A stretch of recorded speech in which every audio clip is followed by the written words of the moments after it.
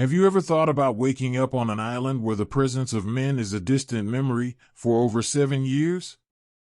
What if I told you that this place exists, and it holds a secret that swallowed the hopes of hundreds of lives, as if they were lost waves in the vast ocean? Welcome to the story of They Are, the man who descended from the sky, or rather, from the sea, and forever transformed the destiny of the forgotten island of Mate. For generations, the inhabitants of Kauwede revered the sea as an ancestral spirit, an oracle that guided fishermen and blessed healers. There, where the Atlantic embraces the dark rocks of the African coast, balance reigned, between winds and voices, between the traditions of men and the power of women. But all that changed 12 years ago. On a silent, moonlit night, 7 mystical figures emerged from the depths. They didn't come in search of peace, they came to demand it. Known as the Daughters of Odanji, they carried a living mirror, the Eye of Luwu, an ancient artifact capable of controlling men's minds. And with a simple reflex, Kauwede's men walked, as if they were puppets, towards the sea. No resistance. No final words. Since then, the island has been silent. The laughter of men, the weight of their footsteps, the sound of children playing, everything was gone. Only 500 women remained, the guardians of a wounded land. On a reddish evening, the impossible happened. The sea, in its fury, brought something back, something that should never have returned. On the banks of Kauwede, a body was thrown by the currents, dragged by the force of the waters. He was breathing, but with great difficulty. His chest was marked with deep scars, and his hair, intertwined with salt, reflected the shadows of the night. He was N'Jama. He wasn't just a lost man. He was the sign that those desperate women had begged the ancestral spirits for all those years. He was there, but who was he really? A survivor of oblivion? A spy from the deep? Or the key to a destiny no one would dare dream of? The secret was in his blood. And soon, all the women of Kauwede would discover that the return of a man meant much more than the simple return of hope. It was just the beginning of something much deeper and more dangerous. 3 days have passed since Bayo was left on the sidelines. The women on the island, with cautious eyes, watched him as if they were facing an apparition. Mothers Without, a leader of the Kauwede Guardians, performed an ancient welcoming ritual. A rite that hadn't been done in a long time. Something forgotten by generations, lost in the echo of tragedy. When the sea gives back what it took, it is because the cycle has reached its time, Farah murmured, her voice strong but filled with an ancient melancholy. Bayo slowly opened his eyes. He was in a stone cave, adorned with drawings of enchanted fish and women with their arms raised, as if asking the sky. He looked around and noticed that he was surrounded by smiles, but also suspicious looks. Where are the men on this island?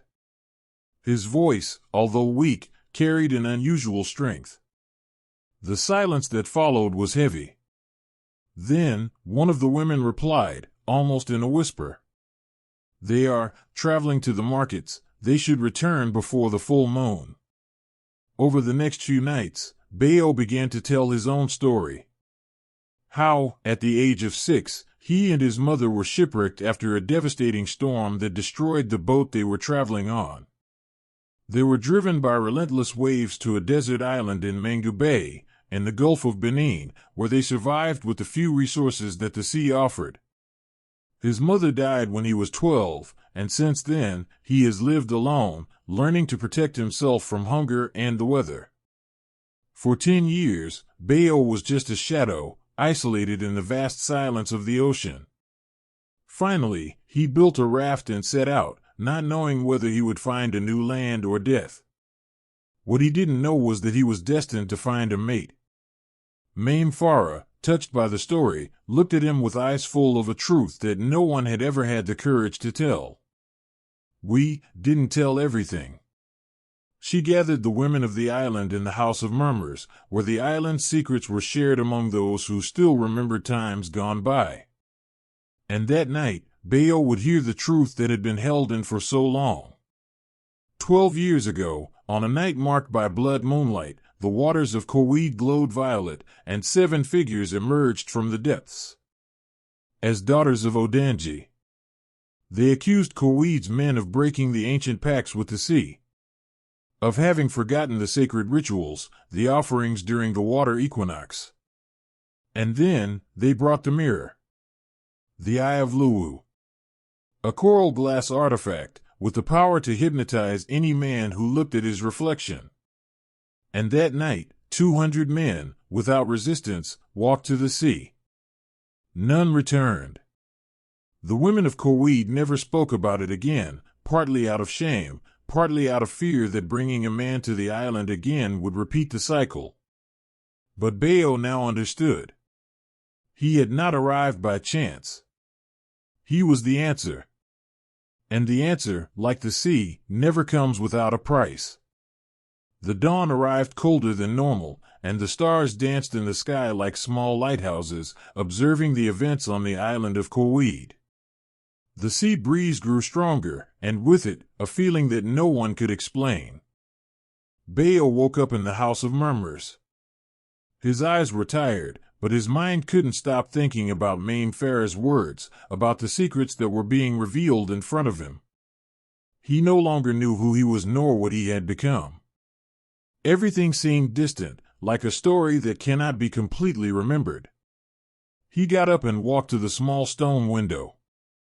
He looked at the sea, immense and deep, which seemed to hold all the secrets of the world.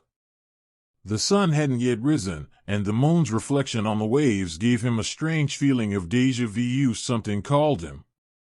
He felt that Kauwede's fate was intertwined with his own and that the truth about the Eye of Luwu was yet to come. That morning, Mame Farah called Bayo to the center of the village.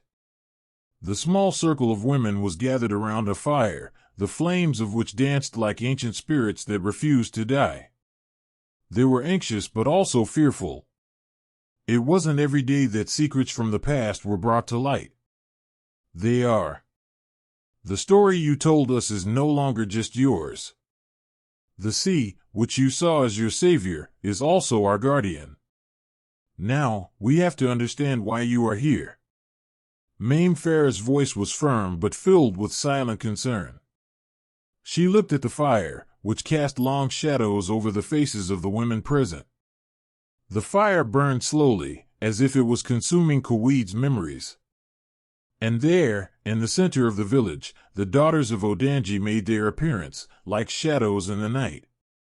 They were not human but rather ancestral spirits, beings that appeared in the depths of the sea, bringing omens and warnings. The Eye of Luwu was in his hands, a coral crystal that emitted a faint but menacing light. The women moved away, bowing to their presence, and Mame Farah gestured to Bayo, indicating that he should come closer. This crystal is not just an artifact. He carries within himself the shadow of Luwu, the spirit that governs the destinies of men and the seas.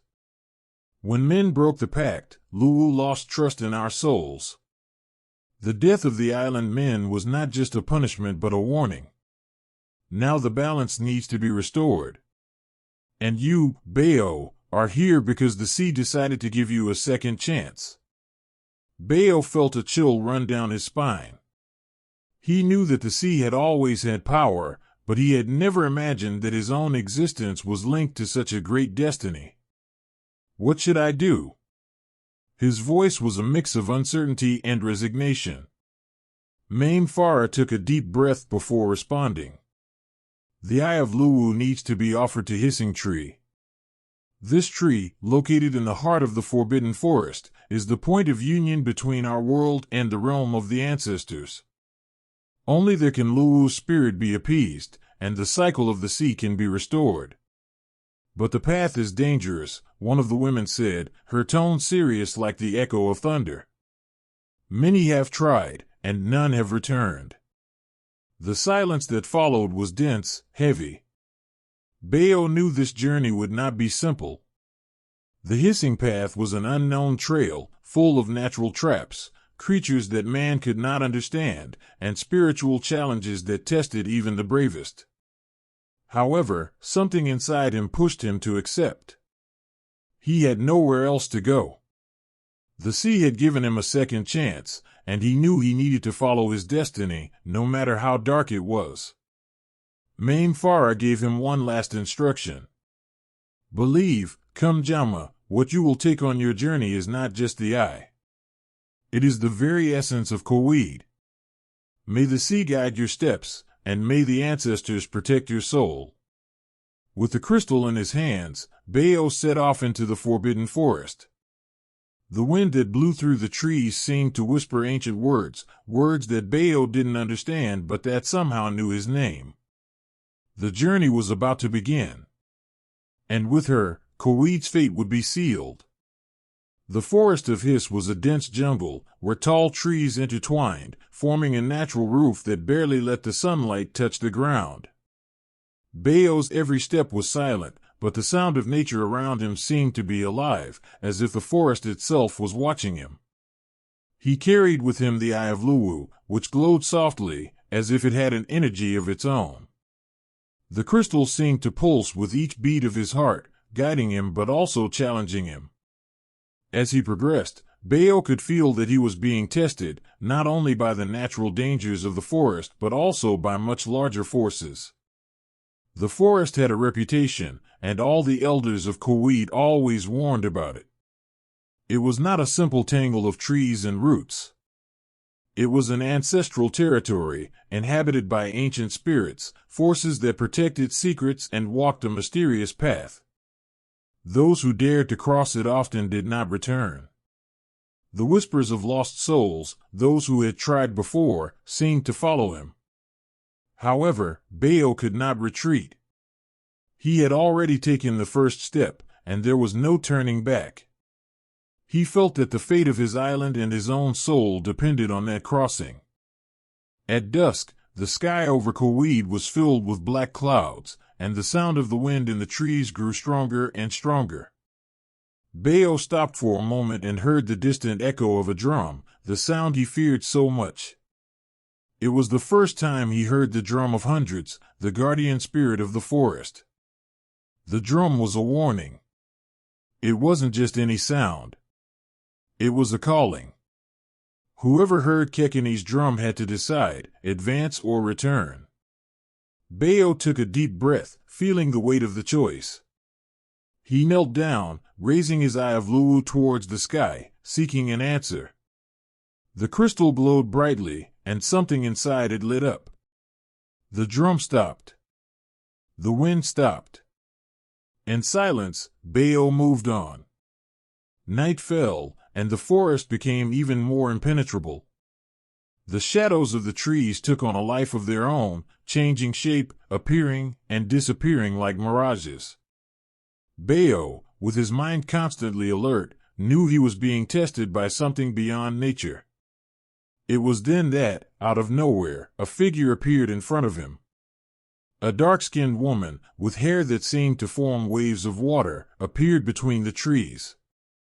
His eyes, like two lighthouses, shone with an unearthly light. Bayo stopped, trying to understand if he was dreaming or if this was real. "You are brave, Bayo N'Jama," said the woman, her voice soft but deep like the murmur of sea waves. He looked at her closely. She was no ordinary woman. She carried with her the aura of an ancient being, of someone who knew the deepest secrets of the land and sea. And his presence brought with it a feeling of peace and fear at the same time. She was in tune with the forest and the sea. "I was at home. I am Aya, the guardian of Cibolo's roots. I see that the Eye of Luwu has chosen you, but your journey is far from over. What are you looking for, Bayo?"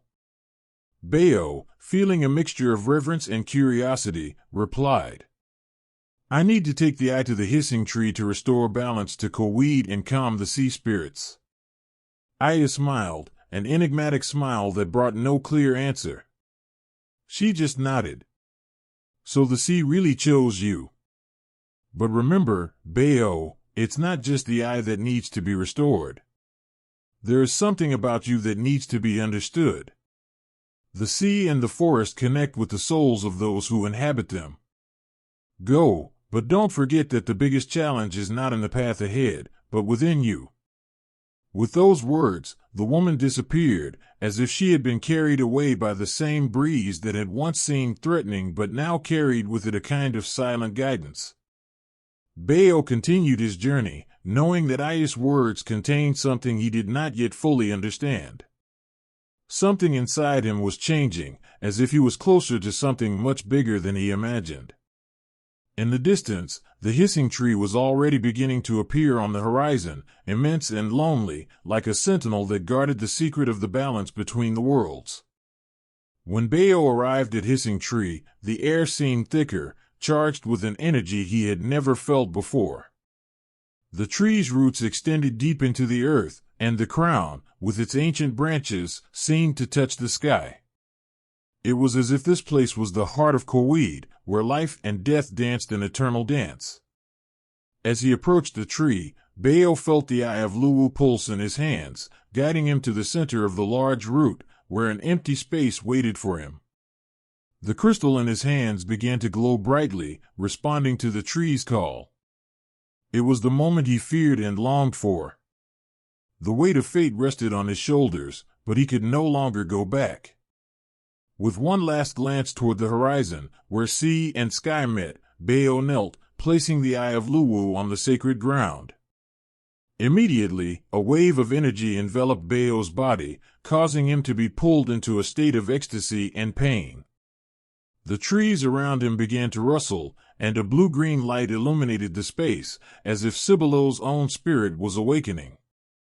In the back of his mind, he heard a deep, reverent voice, the voice of hundreds, the guardian spirit of the forest. Come, N'Jama, you defied the mysteries of the forest and accepted the burden of your people. Now, your real mission begins. Suddenly, the earth beneath his knees began to shake. The roots of the hissing tree moved like serpents, forming a luminous portal before him. Without hesitation, Bayo stood up, moving towards the portal. When he passed through the portal, he was no longer in the forest but in a vast sea of stars, where time and space disintegrated. There he saw the images of all his ancestors, those who had protected the island of Kauwede before him. Among them was Amen, his mother, whose eyes shone with the same light that now emanated from the Eye of Luwu. You have come this far, son of Kauwede, said Amina, with a voice full of wisdom. The balance of our land, sea, and forest depends on your courage and understanding. Bayo felt great relief, as if the weight of a lifetime had been lifted. He now understood, the true journey was not about winning or conquering, but about understanding the connection between all the elements of life, the land, the sea, the forest, the ancestors, and the spirits.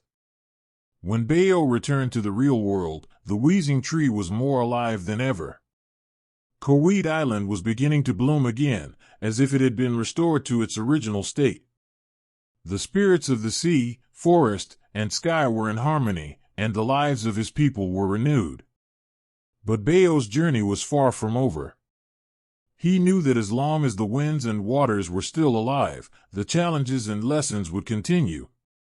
He rose with new determination, knowing that he now not only carried the Eye of Luwu but also the wisdom of his ancestors, and with it, the responsibility to protect the island and its secrets. And so, the legend of Bayo N'Jama spread throughout Kauwede as an example of courage, balance, and connection with ancestral elements.